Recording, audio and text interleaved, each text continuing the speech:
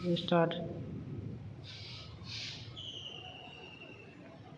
Hello नमस्कार दोस्तों, कैसे हैं? आशा करता हूँ आप लोग अच्छे और स्वस्थ होंगे और पढ़ाई अच्छे तरीके से कर रहे होंगे। जैसा कि आपको पता है, हम लोग सामाजिक विज्ञान में ऑब्जेक्टिव को देख रहे हैं। तो इससे पहले वाला जो लेक्चर था उसमें हम लोग इतिहास का जितने भी इम्पोर्टेंट ऑब्जेक्टिव था जो कि बिहार बोर्ड क्लास 10th में पूछ सकता है बिहार बोर्ड द्वारा, उसको हम देखे थे। अब इस सेकेंड जो लेक्चर है इसमें हम अर्थशास्त्र के जितने भी इम्पोर्टेंट क्वेश्चन हैं उसको देखेंगे। तो आइए सबसे पहले हम लोग देखते हैं कि हमारे यूट्यूब चैनल का नाम है ज्ञान क्लासेस बांग्ला।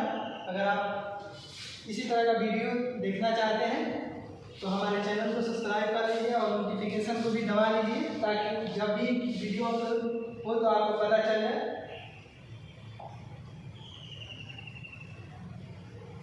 देखिए, पहला चैप्टर का जो नाम है अर्थशास्त्र के बुक में, अर्थशास्त्र और इसके विकास का इतिहास को देखना है हम लोगों को। तो इसका जो सब्जेक्टिव पार्ट था हम अपलोड कर चुके हैं, आप देख लीजिएगा इसे। और फर्स्ट क्वेश्चन इसमें जो है निम्न को प्राथमिक क्षेत्र कहा जाता है। मतलब अर्थव्यवस्था की जो संरचना है 3 भाग में हुआ है, प्राथमिक क्षेत्र, द्वितीय क्षेत्र और तृतीय क्षेत्र। तो पूछ रहा है प्राथमिक क्षेत्र, तो प्राथमिक क्षेत्र हम लोग पढ़े किससे रिलेटेड होता है? कृषि से। और दूसरा जो द्वितीय क्षेत्र होता है किससे रिलेटेड होता है? औद्योगिक क्षेत्र से। और तीसरा जो होता है किससे? सेवा क्षेत्र से। तो वही पूछ रहा है प्राथमिक क्षेत्र किससे है? तो कृषि से। तो ऑप्शन नंबर जो ख होगा वो करेक्ट हो जाएगा। उसके बाद सेकेंड नंबर क्वेश्चन है, अर्थव्यवस्था कितने प्रकार में हम बांटते हैं? 3 प्रकार में बांटते हैं। कौन कौन? पूंजीवादी अर्थव्यवस्था, समाजवादी अर्थव्यवस्था और मिश्रित अर्थव्यवस्था। जो कि हमारे भारत में जो है कौन सी अर्थव्यवस्था है? भारत में मिश्रित अर्थव्यवस्था है, क्योंकि इसमें जो उत्पादन के साधन है उस पर नियंत्रण सरकार भी रखती है यहाँ पे और निजी व्यक्ति भी रखता है, इसीलिए मिश्रित अर्थव्यवस्था है। क्योंकि इसमें जो मिश्रित अर्थव्यवस्था में क्या है, समाजवादी और पूंजीवादी अर्थव्यवस्था दोनों का गुण पाया जाता है। तो हमारे भारत जो है किसका एग्जाम्पल है? मिश्रित अर्थव्यवस्था। अब बहुत ही इम्पोर्टेंट क्वेश्चन है, भारत में योजना आयोग का गठन कब हुआ? तो 15 मार्च 1950। आपको याद रखना है, ये क्वेश्चन बार बार बिहार बोर्ड में पूछा जाता है। उसके बाद पूछ रहा है किस देश का राष्ट्रीय आय अधिक होता है वह देश कहा जाता है? तो हम जब राष्ट्रीय आय पढ़ रहे थे तो उसमें देखे थे जो विश्व बैंक होता है वही निर्धारित करता है क्या कौन सा देश विकसित है, अब विकासित है और क्या है अल्प विकसित है। तो जिस देश का राष्ट्रीय आय अधिक होगा वो कौन सा देश होता है? विकसित देश होता है। उसके बाद नेक्स्ट क्वेश्चन है, इनमें से किसे तीसरा राज्य कहा जाता है? तो आप एक बीमारी राज्य कहा जाता है जिसमें बिहार, मध्य प्रदेश और उत्तर प्रदेश आता है। तो उसी में पूछ रहा है। तो देखिए आपको ऑप्शन में क्या क्या दिया है? पंजाब दिया है, केरल दिया है, दिल्ली दिया है और बिहार दिया है। तो इसमें कौन सा ऑप्शन हो जाएगा? बिहार करेक्ट हो जाएगा। सन 2008 और 9 के अनुसार भारत की औसत प्रति व्यक्ति आय कितनी? तो ये आंकड़ा है, आपको याद रखना पड़ेगा। इसी तरह पूछ सकता है एग्जाम में। तो याद रखना है कि 25,494 रुपया 2008 और 9 के अनुसार भारत की औसत प्रति व्यक्ति आय थी। उसके बाद भारत को वित्तीय वर्ष मतलब कब से कब लेकर वित्तीय वर्ष कहा जाता है? किस से डेट कितनी है? तो 1 अप्रैल से 31 मार्च को जो डेट होता है उसको क्या कहा जाता है? भारत का वित्तीय वर्ष कहा जाता है। भारत में किस राज्य का प्रति व्यक्ति आय सर्वाधिक है? तो कौन सा ये राज्य है? गोवा है। जो अगर क्षेत्रफल के दृष्टि से भी पूछेगा कौन सा राज्य है सबसे कम क्षेत्रफल वाला है, तो वही गोवा होता है। ये भी आपको याद रखना है। देखिए बिहार के किस जिले का प्रति व्यक्ति आय सर्वाधिक है? तो आप जानते ही होंगे कौन सा जिला है। और जनसंख्या में पूछेगा तो पटना हो सकता है। उत्पादन और आय की गणना विधि, जो राष्ट्रीय आय की गणना की जाती है अलग अलग विधि से, 3 तरह का विधि है। उसमें जो उत्पादन और आय गणना विधि के बारे में पूछ रहा है वो आर्थिक दृष्टि से कैसी है? तो आर्थिक दृष्टि से कैसी है? वो सहज भी है, वैज्ञानिक भी है और क्या है? व्यवहारिक भी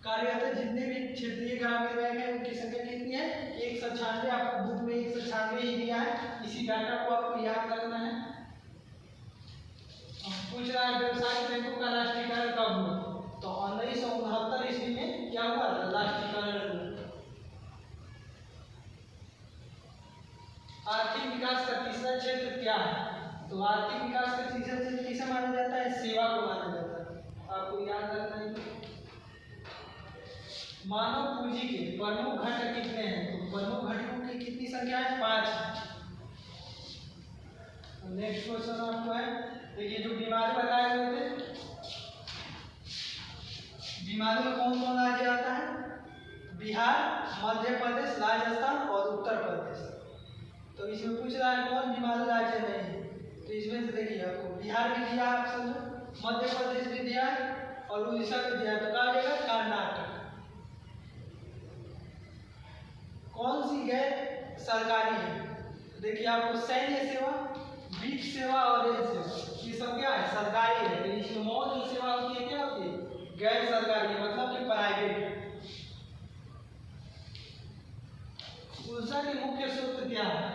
तो ऊर्जा के आपको देखिए जो कोयला भी होता है, पेट्रोलियम भी दिया है, विद्युत भी दिया है।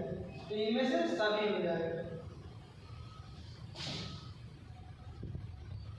अब नेक्स्ट क्वेश्चन है, नई आर्थिक नीति किससे सम्मिलित किया गया है? तो आप देखेंगे उदारीकरण, निजीकरण और वैश्वीकरण, सभी इनमें से हो जाता है। क्यों? 1990 के दशक में आया था ये वैश्वीकरण। और वैश्वीकरण मुख्य अंक कितने हैं? वैश्वीकरण का मुख्य अंक 5 है।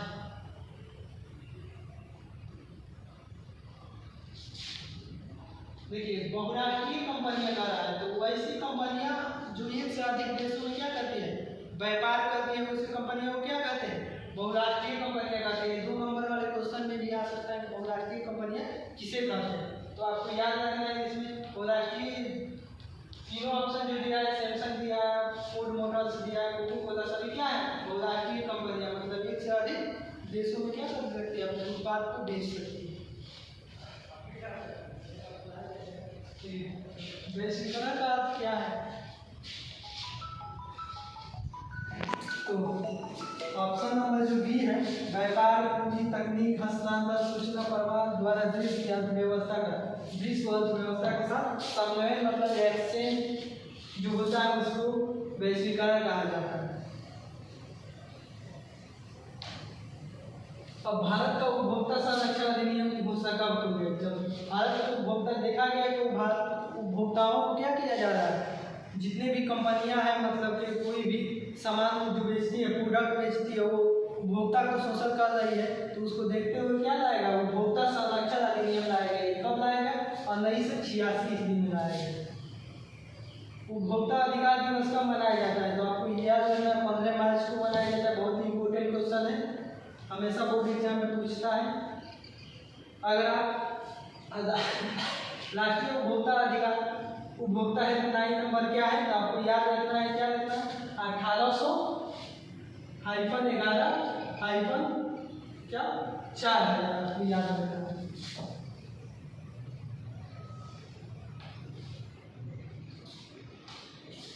जो सोने के आभूषण होते हैं उनको परिशुद्धता के सुनिश्चित करने के लिए किस मान्यता का चिन्ह का उपयोग किया जाता है? तो हॉलमार्क जो होता है, हॉलमार्क, उसको यूज किया जाता है। उसके बाद नेक्स्ट क्वेश्चन हम लोग को उपभोक्ता जागरण और संरक्षण चैप्टर है।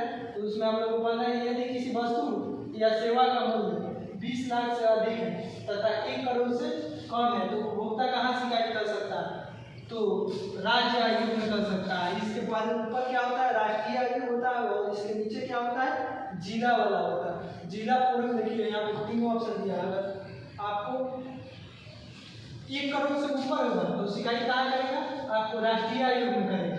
और 20 लाख से 1 करोड़ के बीच में है तो कहाँ कर रहा है? राज्य आयोग में कर रहा है। और 20 लाख से नीचे होगा तो कहाँ करेगा? जिला फोरम में करेगा। ये आपको याद रखना है। 3 क्वेश्चन यहाँ पर बता दिए, क्वेश्चन में 3 क्वेश्चन।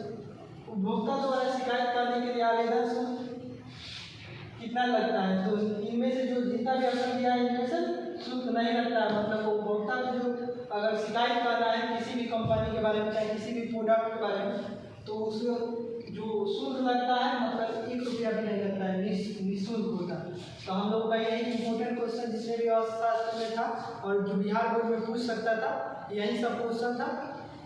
तो आप इसको अच्छे से याद कर लीजिए, और इसका अगर आप PDF चाहते हैं तो हमारे जो चैनल है उसके डिस्क्रिप्शन में हमारे टेलीग्राम है, उसमें आप जाके जुड़ सकते हैं और इसका PDF आपको डाल दिया जाएगा। तो इसी तरह का अगर वीडियो चाहते हैं तो हमारे चैनल ज्ञान क्लासेस को लाइक और सब्सक्राइब जरूर करें। जय हिंद।